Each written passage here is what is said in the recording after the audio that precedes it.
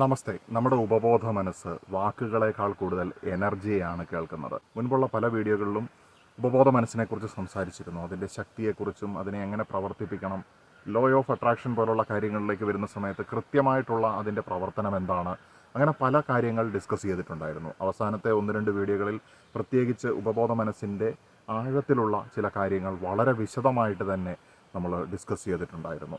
ഈ വീഡിയോ അതിൻ്റെ ഒരു തുടർച്ച പോലെയാണ്. എന്നിരുന്നാലും ആദ്യമായിട്ട് കാണുന്ന ആളുകൾക്കും ഇതിൻ്റെ കാര്യങ്ങൾ വളരെ എളുപ്പത്തിൽ ഗ്രഹിക്കാനായിട്ട് സാധിക്കും. നമ്മുടെ ഉപബോധ മനസ്സ് അല്ലെങ്കിൽ അബോധതലങ്ങൾ എന്ന് പറയുന്നത് കോൺഷ്യസ്നെസ്സിൻ്റെ കാര്യമാണ്. വാക്കുകൾ അല്ലെങ്കിൽ ലാംഗ്വേജ് എന്ന് പറയുന്നത് നമ്മുടെ ബോധവുമായിട്ട് ബന്ധപ്പെട്ട കാര്യമാണ്. ഈ ഭാഷ, ഈ ലോജിക്ക് തുടങ്ങിയ കാര്യങ്ങളൊക്കെ. എന്നാൽ ഉപബോധ മനസ്സ് അല്ലെങ്കിൽ അബോധതലങ്ങളിലേക്ക് പോകുന്ന സമയത്ത് ഭാഷയ്ക്ക് അതീതമായിട്ട് ഊർജ്ജമാണ് അവിടെ പ്രവർത്തിക്കുന്നത്. ചില സമയത്ത് നമുക്ക് മറ്റുള്ള ആളുകളെ മനസ്സിലാക്കാനായിട്ട് അവരോട് സംസാരിക്കണമെന്നില്ല. അവരടുത്ത് വന്നിരിക്കുന്ന സമയത്ത് അല്ലെങ്കിൽ അവരെ ഒന്ന് കാണുന്ന സമയത്ത് അവർ പുറപ്പെടുവിക്കുന്നതായിട്ടുള്ള ആ ഒരു എനർജി നമുക്ക് മനസ്സിലാക്കാനായിട്ട് സാധിക്കുകയാണ്. ആൻഡ് നമ്മുടെ ഉപബോധ മനസ്സിനെ നമുക്ക് എങ്ങനെ കൂടുതൽ ശക്തമായിട്ടുള്ള രീതിയിൽ നമുക്ക് ക്രമപ്പെടുത്തണം അല്ലെങ്കിൽ കോൺഫിഗർ ചെയ്യണമെന്നുണ്ടെങ്കിൽ അവിടെ ചില ആളുകളൊക്കെ പറയുന്നത് പോലെ റിപ്പീറ്റഡായിട്ട് കാര്യങ്ങൾ മനസ്സിൽ ഉരുവിട്ട് കൊടുക്കുന്നത് എന്നുള്ളതിനപ്പുറത്തേക്ക് എന്ത് ഊർജ്ജത്തിലാണ് അതിപ്പോൾ പ്രവർത്തിക്കുന്നത് എന്നുള്ളത് നമ്മൾ ഇൻട്രോസ്പെക്റ്റ് ചെയ്ത് മനസ്സിലാക്കുകയും എന്ത് രീതിയിലാണ് നമുക്ക് ആ ഊർജ്ജത്തിന് മാറ്റം കൊടുക്കാനായിട്ട് സാധിക്കുന്നത്, ആ മാറ്റത്തിലൂടെ നമുക്ക് വേണ്ട വിധത്തിലേക്ക് ഇതിനെ എങ്ങനെ നമുക്ക് ട്രാൻസ്ഫോം ചെയ്യാം എന്നൊക്കെയുള്ള കാര്യങ്ങൾ ഈ വീഡിയോയിലൂടെ നമ്മൾ മനസ്സിലാക്കാനായിട്ട് പോവുകയാണ്. വളരെ ലളിതമായിട്ടാണ് ഈ കാര്യങ്ങൾ പറയാനായിട്ട് ശ്രമിക്കുന്നത്. എനിക്ക് സമാധാനം ഉണ്ട് എന്ന് ഞാൻ പറയുകയാണ്, അല്ലെങ്കിൽ എൻ്റെ മനസ്സിൽ റിപ്പീറ്റ് ചെയ്ത് പറയുകയാണ്, ഞാൻ ഉരുവിടുകയാണ്, അല്ലെങ്കിൽ ഞാൻ സെൽഫ് അഫർമേഷൻ ചെയ്യുകയാണ്, അല്ലെങ്കിൽ ഞാൻ ഓട്ടോ സജഷൻ കൊടുക്കുകയാണ്. But at the same time എനിക്ക് സമാധാനം ഉണ്ട് എന്ന് പറയുമ്പം എൻ്റെ മനസ്സിലുള്ളത് സംഘർഷമാണ് എന്നിരിക്കെ എനിക്ക് സമാധാനമല്ല. എൻ്റെ ഉപബോധ മനസ്സ് ആ ഒരു സംഘർഷത്തിനെയാണ് ആവാഹിച്ചെടുക്കുന്നത്. അപ്പോൾ നമ്മൾ പറയുക എന്നുള്ളതിനപ്പുറത്തേക്ക് നമ്മുടെ മനസ്സിൻ്റെ അവസ്ഥയെ, അതായത് സംഘർഷമാകുന്ന അവസ്ഥയെ നമുക്ക് പറ്റുന്നതായിട്ടുള്ള ടെക്നിക്സ് ഉപയോഗിച്ചുകൊണ്ട് നമുക്ക് എങ്ങനെയാണ് സമാധാനമാക്കാൻ സാധിക്കുന്നത്, എന്നിട്ട് നമ്മൾ അത് നമ്മുടെ ഉപബോധ മനസ്സിലേക്ക് ആ ഒരു സന്ദേശം കൊടുക്കുകയാണെങ്കിൽ തീർച്ചയായിട്ടും ഈ സംഘർഷം എന്നുള്ളതിൽ നിന്ന് മാറി നമ്മൾ സമാധാനം എന്നുള്ളൊരു മോഡിലേക്ക് റിയലായിട്ട് വർക്ക് ചെയ്യുന്ന രീതിയിൽ നമ്മുടെ ഉപബോധ മനസ്സ് നമ്മളോട് സഹകരിക്കും എന്നുള്ളതാണ്. വൺസ് നമുക്ക് നമ്മുടെ വലിയ സ്വപ്നങ്ങളും വലിയ നേട്ടങ്ങളും ഒക്കെ നമുക്ക് കിട്ടണമെന്നുണ്ടെങ്കിൽ തീർച്ചയായിട്ടും ഈ ഉപബോധ മനസ്സിനെ കൃത്യമായിട്ട് കോൺഫിഗർ ചെയ്യുക എന്നുള്ളതാണ് ഏറ്റവും വലിയ രഹസ്യമെന്ന് പറയുന്നത്. വിജയിച്ച ആളുകളുടെയൊക്കെ മൈൻഡ് സെറ്റ് എടുത്ത് നോക്കിയിട്ടുണ്ടെങ്കിൽ നമുക്ക് ആ കാര്യം മനസ്സിലാക്കാനായിട്ട് സാധിക്കും. അവരുടെ ജീവിതത്തിൻ്റെ ഒരു ഭാഗം തന്നെയാണ് അവരുടെ ഹാർഡ് വർക്ക്, അവരുടെ സ്മാർട്ട് വർക്ക്. ആൻഡ് ഇതെല്ലാം ടുഗദർ അവരെ വിജയത്തിലേക്ക് എത്തിച്ചിരിക്കുന്നത് അവരുടെ മൾട്ടി ഡയമെൻഷണൽ വർക്ക് തന്നെയാണ്. വാക്കുകൾ ബോധമനസ്സിൻ്റെ ഭാഷയാണ്, എന്നാൽ എനർജി എന്ന് പറയുന്നത് ഉപബോധ മനസ്സിൻ്റെ ലാംഗ്വേജ് ആണ്. ബോധമനസ്സിൽ ലോജിക്കിൽ പ്രവർത്തിക്കുന്ന സമയത്ത് ഉപബോധ മനസ്സ് വൈബ്രേഷനിലാണ് പ്രവർത്തിക്കുന്നത്. ഇപ്പം നിങ്ങൾക്ക് കുറച്ചുകൂടെ ക്ലിയർ ആയിട്ട് കാര്യം മനസ്സിലായിട്ടുണ്ടായിരിക്കും. Energy, frequency, vibration. അപ്പോൾ ഈ ഊർജ്ജത്തിൻ്റെ ഫ്രീക്വൻസിയിൽ നമ്മൾ മാറ്റം വരുത്തുമ്പോൾ അതിൻ്റെ വൈബ്രേഷനിൽ മാറ്റം ഉണ്ടാകുന്നു, അല്ലെങ്കിൽ അത് പരസ്പര പൂരകങ്ങളായിട്ട് പ്രവർത്തിക്കുന്ന ഒരു കാര്യമാണ്. ഒന്നിലുള്ളത് മറ്റൊന്നിൽ റിഫ്ലക്റ്റ് ചെയ്യുന്നത് നമുക്ക് കാണാനായിട്ട് സാധിക്കും. അപ്പോൾ എങ്ങനെയാണോ നമ്മുടെ ഈ മനസ്സിൻ്റെ വൈബ്രേഷനെ അല്ലെങ്കിൽ അതിൻ്റെ ഫ്രീക്വൻസിനെ നമ്മൾ ക്രമപ്പെടുത്തുന്നത്, അപ്പോൾ നമ്മുടെ മനസ്സിൻ്റെ ഫ്രീക്വൻസി ക്രമപ്പെടണമെങ്കിൽ നമ്മുടെ മനസ്സ് എന്ന് പറയുന്നത് നമ്മുടെ ആത്മാവിനെ അറിയണമെന്നുള്ളതാണ്. നമ്മുടെ ആത്മാവിൻ്റെ ആ ഒരു സന്ദേശം, നമ്മുടെ കർമ്മം, നമ്മുടെ ആത്മാവിൽ ആലേഖനം ചെയ്യപ്പെട്ടിരിക്കുന്ന ആ ഒരു കർമ്മം എന്താണ് എന്നുള്ളത് നമ്മുടെ ഉപബോധ മനസ്സും ബോധമനസ്സും അറിയുന്ന സമയത്ത് ഉപബോധ മനസ്സിനത് അറിയാം. പക്ഷേ പലപ്പോഴും നമ്മൾ ജീവിത യാഥാർത്ഥ്യങ്ങൾ കൊണ്ട് നമ്മുടെ ആത്മാവിൻ്റെ ആ ഒരു കർമ്മത്തിനെ നമ്മൾ അടിച്ചമർത്തി വെച്ചിട്ട് നമ്മളെ സൊസൈറ്റി എന്താണോ പഠിപ്പിക്കുന്നത് അത് ചെയ്യാനായിട്ട് നമ്മൾ ഫോഴ്സ് ചെയ്യുകയാണ് നമ്മളെ തന്നെ ചെയ്യുന്നത്. അതിനപ്പുറത്തേക്ക് എൻ്റെ യഥാർത്ഥ സ്വത്വം എന്താണ്, ഞാൻ യഥാർത്ഥത്തിൽ എന്താണ് ചെയ്യുന്നത്, എനിക്ക് ഏറ്റവും ഇഷ്ടത്തോടു കൂടി എന്താണ് ചെയ്യാനായിട്ട് സാധിക്കുന്നത്, എനിക്ക് എല്ലാം മറന്നുകൊണ്ട് എന്താണ് ചെയ്യാനായിട്ട് സാധിക്കുന്നത്, അങ്ങനെയുള്ള ഒരു കാര്യത്തിൽ കൂടെ കടന്നു പോകുന്ന സമയത്താണ് തീർച്ചയായിട്ടും നമുക്ക് ഉന്നതമായിട്ടുള്ള വിജയമുണ്ടാകുന്നത്. സാധാരണ അവസ്ഥകൾക്ക് അപ്പുറത്തേക്ക് സാധാരണ ജീവിത രീതികളെയും അല്ലെങ്കിൽ സാധാരണ രീതിയിലുള്ള അവസ്ഥകളെയും സാധാരണക്കാരൻ്റെ ഉപദേശത്തെയും ഒക്കെ മറികടന്നുകൊണ്ട് നിങ്ങൾക്ക് എങ്ങനെ കൂടുതൽ വളർച്ചയിലേക്ക് എത്താനായിട്ട് സാധിക്കുന്നു, ആത്മീയവും മാനസികവുമായിട്ടുള്ള വളർച്ചയിലേക്കും ഫിനാൻഷ്യൽ ആയിട്ടുള്ള പ്രോസ്പെരിറ്റി ഉണ്ടാക്കാനും ഒക്കെ എങ്ങനെ സാധിക്കുന്നു എന്നുള്ളതിൻ്റെ രഹസ്യങ്ങൾ ഈ പറയുന്ന കാര്യങ്ങളെ അടിസ്ഥാനപ്പെടുത്തിയാണുള്ളത്. പ്രധാനമായിട്ടും വാക്കുകൾ എന്ന് പറയുമ്പോൾ അത് ഫിസിക്കലായിട്ടുള്ള കാര്യമാണ്. നമ്മുടെ കർണപടങ്ങളിൽ ആ ശബ്ദബീജികൾ വന്ന് സ്പർശിക്കുന്ന സമയത്താണ് നമ്മൾ വാക്കുകൾ കേൾക്കുന്നത്. അതുപോലെ തന്നെ നമ്മൾ ചിന്തിക്കുകയാണെങ്കിലും വാക്കുകളാൽ നമ്മൾ ചിന്തിക്കുന്ന സമയത്ത് നമ്മൾ ലോജിക്ക് അല്ലെങ്കിൽ യുക്തി ഉപയോഗിച്ചുകൊണ്ടാണ് ചിന്തിക്കുന്നത്. അത് ബോധമനസ്സിൻ്റെ കാര്യമാണ്. അപ്പോൾ ഇത്തരത്തിലുള്ള കാര്യങ്ങൾക്കൊക്കെ അപ്പുറത്തേക്ക് ഇവിടേക്ക് ഒരു സിസ്റ്റം ഉണ്ട്, ഒരു വയറിംഗ് ഉണ്ട്. ഇതിനേക്കാളും എത്രയോ സ്പീഡുള്ളതാണ്, ഫാസ്റ്റാണ് ഈ പറയുന്ന ഭൗതികമായിട്ടുള്ള കെട്ടുപാടുകളില്ലാത്തതായിട്ടുള്ള ഊർജം എന്ന് പറയുന്നത്. ചുരുക്കി പറഞ്ഞിട്ടുണ്ടെങ്കിൽ വികാരങ്ങളുടെ തരംഗം വാക്കുകളേക്കാൾ വേഗത്തിൽ സംപ്രേഷണം ചെയ്യപ്പെടുന്നു. അത് കൂടുതൽ ആഴത്തിലുള്ളതുമാണ്. അതിന് കൂടുതൽ ഇമ്പാക്റ്റ് ഉണ്ടാക്കാനായിട്ട് സാധിക്കുന്നുണ്ട് എന്നുള്ളതാണ്. അതാണ് യാഥാർത്ഥ്യത്തെ ഡ്രൈവ് ചെയ്ത് കൊണ്ടുവരുന്നത്, അല്ലെങ്കിൽ മാനിഫെസ്റ്റ് ചെയ്ത് കൊണ്ടുവരുന്നത് എന്നുള്ളത് നമുക്ക് പറയാനായിട്ട് സാധിക്കും. ഇപ്പോൾ ഉദാഹരണത്തിന് നമ്മൾ ഭയത്തോടെയാണ് സംസാരിക്കുന്നത്. നമ്മൾ കാം ആകാനായിട്ട്, അല്ലെങ്കിൽ മറ്റൊരാളെ കാം ചെയ്യാൻ വേണ്ടി, സമാധാനപ്പെടുത്താൻ വേണ്ടി നമ്മൾ സംസാരിക്കുകയാണ്, വളരെ ശാന്തമായിട്ട് കാമായിട്ട് സംസാരിക്കുകയാണ്. പക്ഷേ നമ്മുടെ ഉള്ളിൽ ഭയമുണ്ട്. നമ്മുടെ ആ സംസാരം തീർച്ചയായിട്ടും ഭയത്തിൻ്റെ ഊർജ്ജമാണ് അവിടെ പ്രൊഡ്യൂസ് ചെയ്യുന്നത്. എന്ന് വെച്ചിട്ടുണ്ടെങ്കിൽ എന്ത് വളമാണോ നമ്മുടെ വാക്കുകൾക്ക് കൊടുത്തത്, ആ വളം തന്നെയാണ് ഈ വാക്കുകൾ പ്രതിഫലിപ്പിക്കുന്നത് എന്നുള്ളത് തന്നെ. എന്തുകൊണ്ടാണ് പ്രാർത്ഥനകളും അഫർമേഷൻസും ഒക്കെ ഫലവത്താകുന്നത്? പ്രധാനമായിട്ടും അവിടെ ഈ പറയുന്ന ഇമോഷൻ വർക്ക് ചെയ്യുന്നു എന്നുള്ളത് കൊണ്ട് തന്നെ. ഈ പ്രാർത്ഥനകളിലൊക്കെ പല ആളുകളും പറയുന്നുണ്ട് വിശ്വാസം വേണം എന്നുള്ളത്. വിശ്വാസം എന്നുള്ളതിനപ്പുറത്തേക്ക് എനിക്ക് രോഗമില്ല, ഞാൻ ആരോഗ്യമുള്ള ആളാണ് എന്ന് ഞാൻ പറയുന്ന സമയത്ത് എൻ്റെ ഉള്ളിൽ സംഘർഷമുണ്ടെങ്കിൽ, എൻ്റെ ഉള്ളിൽ അറിയാം എൻ്റെ അവസ്ഥ അതല്ല എന്നുള്ളത്. പക്ഷേ നമുക്ക് ആ അവസ്ഥയെ നമുക്ക് എങ്ങനെ മാറ്റി കൊണ്ടുവരാനായിട്ട് സാധിക്കും? നമ്മുടെ മനസ്സിനെ തന്നെ ഒന്ന് ക്ലിയർ ചെയ്യുന്ന സമയത്ത് നമ്മൾ പല രീതിയിലുള്ള മെത്തേഡ്സ് ആൻഡ് ടെക്നിക്സ്, മെഡിറ്റേഷൻ ആയിക്കോട്ടെ, സെൽഫ് ഹിപ്നോസിസ് ആയിക്കോട്ടെ, വിഷ്വലൈസേഷൻ ആയിക്കോട്ടെ, അല്ലെങ്കിൽ ലൂസിഡ് ഡ്രീമിംഗ് ആയിക്കോട്ടെ, എന്ത് രീതിയിലുള്ള മെത്തേഡ്സാണ് നമുക്ക് സ്വയമോ മറ്റൊരു വ്യക്തിയുടെ സഹായത്തോടു കൂടിയോ ചെയ്യാനായിട്ട് സാധിക്കുന്നത്?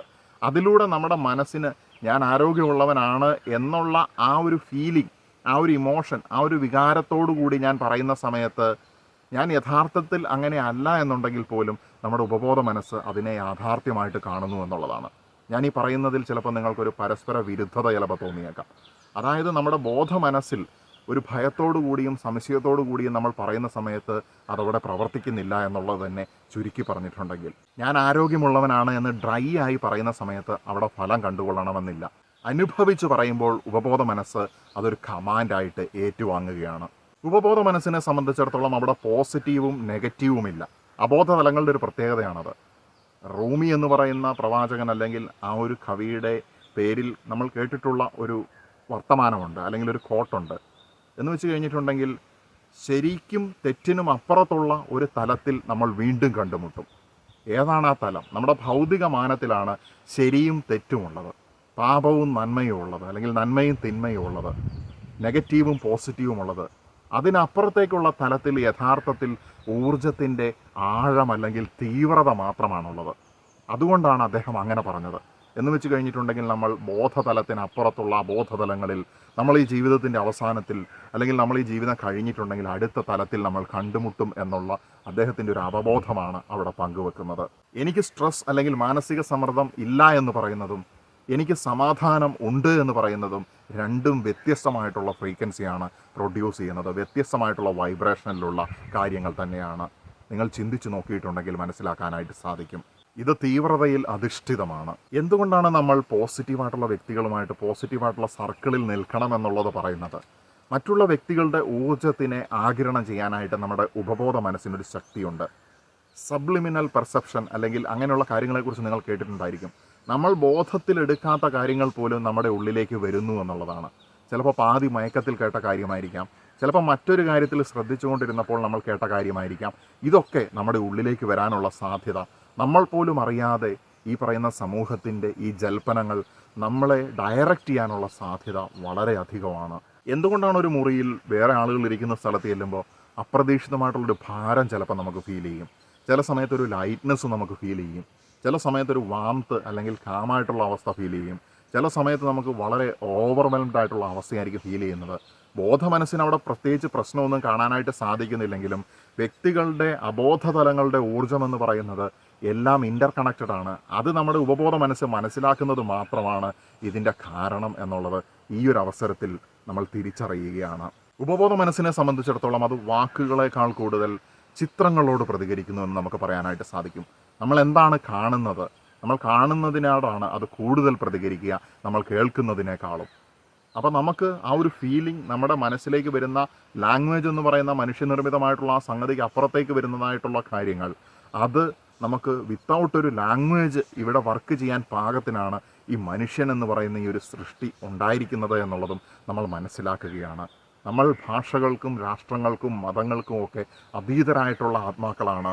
ഇത്തരത്തിലുള്ള ഭൗതികമായിട്ടുള്ള കാര്യങ്ങൾ നമ്മളെ വേർതിരിച്ച് ആരൊക്കെയോ നമ്മളെ ഡിവൈഡ് ആൻഡ് റൂൾ ചെയ്യുന്നു എന്നുള്ളതും അതിനുവേണ്ടിയുള്ള ഉപാധികൾ മാത്രമാണെന്നുള്ളതും നമ്മൾ മനസ്സിലാക്കേണ്ട സമയം ഒരുപാട് വൈകി കഴിഞ്ഞു എന്നുള്ളതാണ്. അതുകൊണ്ടാണ് ഈ ഉപബോധ മനസ്സിൽ അതിനെ ശക്തിപ്പെടുത്താനായിട്ടും അതിനെ കൂടുതൽ ക്ലിയർ ചെയ്യാനായിട്ട് കാം ചെയ്യാനായിട്ടും ഒക്കെ നമ്മൾ ഈ വിഷ്വലൈസേഷൻ ഉപയോഗിക്കുന്നത്, ഗൈഡഡ് ഇമേജറി പോലുള്ള കാര്യങ്ങൾ ഉപയോഗിക്കുന്നത്. നമുക്ക് സ്ട്രെസ്സ് കുറയ്ക്കാനായിട്ട് നമ്മളെ സഹായിക്കുന്നു, നമ്മളെ റിലാക്സ് ചെയ്യാനായിട്ട് സഹായിക്കുന്നു, നമുക്ക് സെൽഫ് ഹിപ്നോസിസിൻ്റെ അല്ലെങ്കിൽ ഒരു ട്രാൻസെൻഡഡ് സെൽഫിലേക്ക് നമുക്ക് എലവേറ്റ് ചെയ്യാനായിട്ട് നമ്മളെ സഹായിക്കുന്നു. അപ്പോൾ ഇവിടെയൊക്കെ ഈ visualisation is based on imagery എന്നുള്ളത് നമ്മൾ മനസ്സിലാക്കേണ്ടിയിരിക്കുന്നു.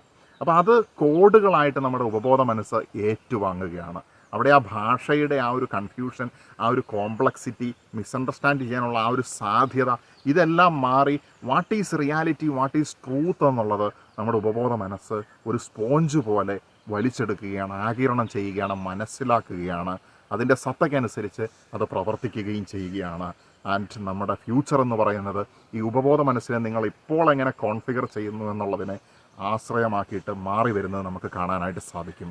വാക്കുകളിൽ ചിലപ്പോൾ തെറ്റ് വരാം, അത് ഫാൾസ് ആയിരിക്കാം. ബട്ട് എനർജി അല്ലെങ്കിൽ ഊർജം എന്ന് പറയുന്നതിന് ഒരിക്കലും തെറ്റില്ല എന്നുള്ളതാണ്. അത് സത്യമാണ്, അത് യാഥാർത്ഥ്യമാണ്. ആളുകൾക്ക് പല രീതിയിൽ ചിരിച്ചുകൊണ്ടും സോപ്പിട്ടുകൊണ്ടും സംസാരിക്കാം. ബട്ട് അവർ കൊടുക്കുന്നതായിട്ടുള്ള യഥാർത്ഥത്തിലുള്ള ഊർജം എന്താണ് എന്ന് ചോദിച്ചാൽ അത് പൊങ്ങച്ചത്തിൻ്റെ ഊർജ്ജമാണോ, അത് ശാന്തതയുടെ ഊർജ്ജമാണോ, അത് അസൂയയുടെ ഊർജ്ജമാണോ, അത് ഫേക്കായിട്ടുള്ള അവസ്ഥയുടെ ഊർജ്ജമാണോ എന്നുള്ളത് നമുക്ക് തീർച്ചയായിട്ടും മനസ്സിലാക്കാനായിട്ടും അതിനനുസരിച്ച് മാത്രമാണ് അവിടെ പ്രവർത്തനങ്ങൾ നടക്കുന്നത് എന്നുള്ളതും നമുക്ക് മനസ്സിലാക്കാനായിട്ട് സാധിക്കും. ഊർജ്ജം ഒരിക്കലും കള്ളം പറയാറില്ല എന്നുള്ളതാണ്. നമ്മൾ ആളുകളെ മനസ്സിലാക്കാനായിട്ട് അവരുടെ വാക്കുകൾ, അവരുടെ സംസാരം, അവരുടെ സംസാര രീതി, അവരുടെ മുഖങ്ങൾ, അവരുടെ ഭൗതികമായിട്ടുള്ള എല്ലാത്തിനും അപ്പുറത്തേക്ക് എന്തു തരത്തിലുള്ള ഊർജ്ജമാണ് അവർ കൊടുക്കുന്നത്, അവർ എങ്ങനെയാണ് നിങ്ങൾക്ക് ഫീൽ ചെയ്തത് എന്നുള്ളതിൻ്റെ അടിസ്ഥാനത്തിൽ കൂടുതൽ ആഴത്തിലും സത്യമായിട്ടും നമുക്ക് മനസ്സിലാക്കാനായിട്ട് സാധിക്കുമെന്നുള്ളതാണ്. ഭൗതികമായിട്ടുള്ള ഇല്യൂഷൻ അല്ലെങ്കിൽ മിഥ്യകളുടെ അപ്പുറത്തേക്ക് ഐ എം ഫൈൻ, ഞാൻ ഫൈനായിട്ടിരിക്കുകയാണ്, എനിക്ക് കുഴപ്പമൊന്നുമില്ല എന്നൊരു വ്യക്തി പറയുന്ന സമയത്തും അയാളുടെ എനർജി യഥാർത്ഥത്തിൽ അയാൾ ഫൈനാണോ അല്ലയോ എന്നുള്ളത് പറയുമെന്നുള്ളത് ചെറിയൊരു ഉദാഹരണം മാത്രം. വികാരങ്ങൾ നമ്മളുടെ ശരീരത്തിലൂടെ പ്രകടമാകുന്നു എന്നുള്ളതാണ്. ആങ്കർ, ഗിൽറ്റ്, ലവ്, ഗ്രാറ്റിറ്റ്യൂഡ് തുടങ്ങിയ കാര്യങ്ങൾ, ദേഷ്യം, കുറ്റബോധം, സ്നേഹം, നന്ദി പ്രകടിപ്പിക്കുന്നതായിട്ടുള്ള അവസ്ഥകൾ, ഇതിനൊക്കെ അതിൻ്റേതായിട്ടുള്ള ഫ്രീക്വൻസി ഉണ്ട്. ഈ ഫ്രീക്വൻസി നമ്മുടെ സെൽസിലൂടെ സഞ്ചരിച്ചു കൊണ്ടിരിക്കുന്നു. അതുകൊണ്ടാണ് എനർജി ഹീലിംഗ് വർക്ക് ചെയ്യുന്നു. അല്ലെങ്കിൽ നമ്മൾ കൂടുതൽ സ്ട്രെസ് അനുഭവിക്കുന്ന സമയത്ത് ശാരീരികവും മാനസികവുമായിട്ടുള്ള പ്രശ്നങ്ങൾ നമുക്കുണ്ടാകുന്നത്. ഇത് ശാസ്ത്രീയമായിട്ട് തെളിയിച്ച കാര്യമാണ്. ഈ പറയുന്ന മാനസിക സമ്മർദ്ദം, ആകുലത തുടങ്ങിയതൊക്കെ നമ്മുടെ ഉള്ളിലെ മാനസിക പ്രശ്നങ്ങളുടെയും ശാരീരികമായിട്ടുള്ള പ്രശ്നങ്ങൾക്കും ഉണർവ് കൊടുക്കുന്നു എന്നുള്ളത്. നിങ്ങൾക്ക് ഉപബോധ മനസ്സിലേക്ക് ആക്സസ് ഉണ്ട് എന്നുണ്ടെങ്കിൽ മറ്റുള്ള ആളുകളുടെ അഭിനയത്തിനെ നിങ്ങൾക്ക് തിരിച്ചറിയാനായിട്ട് സാധിക്കും. കാരണം ഉപബോധ മനസ്സിനെ ഈ നടനം കൊണ്ട് കബളിപ്പിക്കാനായിട്ട് സാധിക്കുകയില്ല എന്നുള്ളതാണ്. വൺസ് അതിലേക്ക് നമ്മൾ എൻട്രി ചെയ്ത് കഴിഞ്ഞിട്ടുണ്ടെങ്കിൽ എന്താണ് അഭിനയം, എന്താണ് യാഥാർത്ഥ്യം, what energy they are emitting, അവരെന്ത് രീതിയിലുള്ള ഊർജ്ജമാണ് പുറപ്പെടുവിച്ചു കൊണ്ടിരിക്കുന്നത്, in what frequency they are vibrating, ഏത് തരത്തിലുള്ള ആവൃത്തിയിലാണ് അവർ വൈബ്രേറ്റ് ചെയ്തുകൊണ്ടിരിക്കുന്നത്, എല്ലാ യാഥാർത്ഥ്യങ്ങളും വളരെ സിമ്പിളായിട്ട് മറനീക്കി മുന്നോട്ട് വരും. അത് നിങ്ങളുടെ മൂന്നാമത്തെ കണ്ണ് തുറന്നതുപോലെ തന്നെയാണ് എന്നുള്ളതും ഈ അവസരത്തിൽ മനസ്സിലാക്കുക. അതുകൊണ്ടാണ് വാക്കുകളേക്കാൾ കൂടുതൽ നിശബ്ദതയ്ക്ക് ശക്തിയുള്ളത്. സൈലൻസിലുള്ള എനർജി എന്ന് പറയുന്നത് അതിൻ്റെ പ്യുവർ ഫോമിൽ വർക്ക് ചെയ്യുകയാണ്. അതിൻ്റെ ശുദ്ധമായിട്ടുള്ള അവസ്ഥയിൽ അത് നിങ്ങളോട് ആശയവിനിമയം നടത്തുന്നു. അതുകൊണ്ടാണ് പ്രാർത്ഥനയിലെ ശാന്തത ഫലപ്രദമാകുന്നത്, ധ്യാനത്തിലെ ശാന്തത നമുക്ക് റിലാക്സേഷൻ തരുന്നതും അതിൻ്റെ എഫക്റ്റ് നമുക്ക് അനുഭവിക്കാനായിട്ട് സാധിക്കുന്നതും.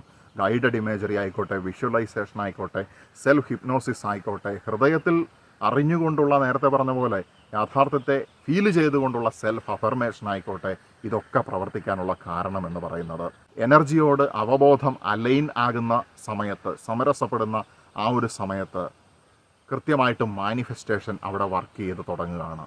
ഇത് മൂന്നും അലൈനായിട്ട് വന്നിട്ടുണ്ടെങ്കിൽ തീർച്ചയായിട്ടും അവിടെ യാഥാർത്ഥ്യത്തിനെ, റിയാലിറ്റിയെ ചേഞ്ച് ചെയ്യാനായിട്ട് സാധിക്കും. ആൻഡ് ദ ചേഞ്ച് ബിഗിൻസ് എന്ന് നമുക്ക് പറയാനായിട്ട് സാധിക്കും. And this is the secret. ഞാനീ പറഞ്ഞ കാര്യങ്ങളെല്ലാം ശാസ്ത്രീയമായിട്ട് പ്രൂവ് ചെയ്തതാണെന്ന് ഞാൻ പറയുന്നില്ല. കാരണം ശാസ്ത്രം പ്രൂവ് ചെയ്യുന്നത് കാത്തു നിന്നിട്ടുണ്ടെങ്കിൽ നമ്മുടെ ഈ ജീവിതം എന്ന് പറയുന്നത് കഴിഞ്ഞു പോകുമെന്നുള്ളതാണ്.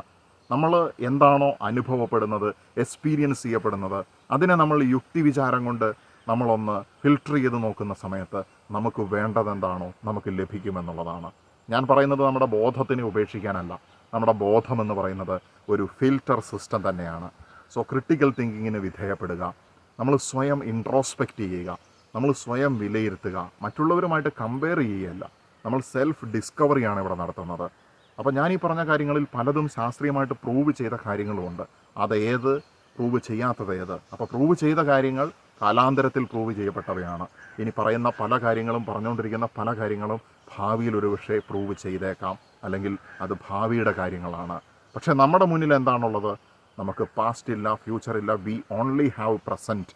നമുക്ക് ഈ വർത്തമാന സമയം മാത്രമാണ് നമ്മുടെ മുന്നിലുള്ളത്. അതുകൊണ്ട് ഓരോ നിമിഷത്തെയും എടുക്കുക, ഉപയോഗിക്കുക, പ്രവർത്തിക്കുക, പ്രവർത്തിപ്പിക്കുക, മുന്നോട്ട് പോകുക. വലിയ മാറ്റങ്ങൾ നമ്മുടെ ഉള്ളിലും നമ്മുടെ ചുറ്റുപാടിലും സമൂഹത്തിലും കൊടുക്കാനായിട്ട് തീർച്ചയായിട്ടും നിങ്ങൾക്ക് നിഷ്പ്രയാസം സാധിക്കുമെന്നുള്ളത് അടിവരയിട്ട് പറഞ്ഞുകൊണ്ട് തൽക്കാലത്തേക്ക് ഇവിടെ നിർത്തുകയാണ്. തുടരുവാൻ വേണ്ടി നമസ്തേ.